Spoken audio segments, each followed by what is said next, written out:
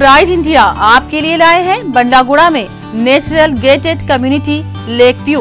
बनाइए अपना ख्वाबों का आशियां कुदरती हसीन मनाजिर के पास, जिसमें open plot, swimming pool, park और प्लेग्राउंड जैसे बेशुमार एमिनिटीज के साथ दस्तयाब है। फलकनुमा पैलेस से सिर्फ 7 मिनट के फासले पर लेक व्यू। कॉन्टैक्ट 8099777720।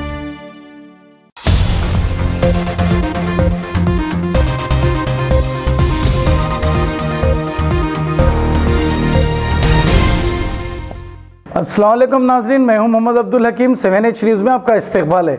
हल्के असम्बली खुतबुल्लापुर के इलाके मखदूम नगर में श्री चैतन्य निकेतन स्कूल के शिवरात्रि यादगिरी की 48वीं जन्मदिन के मौके पर 7H के रिपोर्टर रफीउद्दीन ने कोई उनकी शाल पोशी और गुलपोशी की। आइए देखते हैं रफीउद्दीन की ये रिपोर्ट। आज हम मेरसल जिला खुतबुल्लापुर मंडल,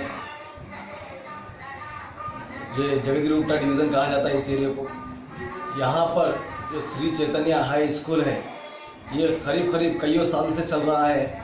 और ये स्कूल के जो प्रिंसिपल है शिवरात्रि यादगिरी साहब, वो खुतबुल्लापुर मंडल के भी करस्पॉन्डेंट है पूरे स्कूल्स के। आइए अभी हम आज बात करते हैं आज इनका मेడ్చల్ జిల్లా ప్రైవేట్ స్కూల్స్ అసోసియేషన్ ట్రస్ట్ ప్రెసిడెంట్గా ఈరోజు 48వ జన్మదినం జరుపుకుంటున్న సందర్భంగా పర్యావరణ పరిరక్షణలో భాగంగా ముందుగా మొక్కలు నాటడం జరిగింది. మరి అంతేకాకుండా మా పాఠశాలలో చదువుతున్నటువంటి విద్యార్థులకు, పేద విద్యార్థులకు ఒక 300 మందికి బట్టలు పంపిణీ చేయడం జరిగింది, డ్రెస్సులు. మరి అంతేకాకుండా విద్యార్థులు ఎవరైతే పూర్ స్టూడెంట్స్ ఇక్కడ ఈ స్లమ్ ఏరియా, జగదీరుట్ట స్లమ్ ఏరియాలో ఒక 10% మేము ఫ్రీ ఎడ్యుకేషన్ అందిస్తున్నాను. ఇదే విధంగా ఇక్కడ ఉన్నటువంటి పేదలను అన్ని రకాలుగా ఆదుకుంటున్నాను జన్మదిన సందర్భంగా తెలియజేస్తాను.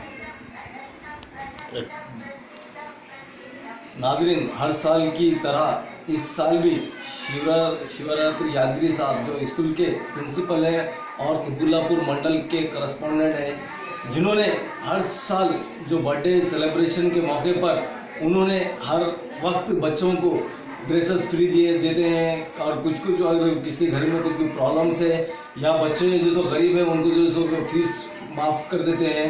और करीब इस स्कूल में 1500 बच्चों में 10% बच्चों को यहाँ पर फ्री एजुकेशन दिया जा रहा है।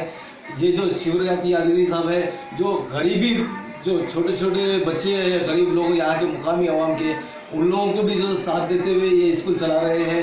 कैमरामैन फयाज के साथ मैं हूँ मोहम्मद रफीउद्दीन, 7H न्यूज़, हैदराबाद।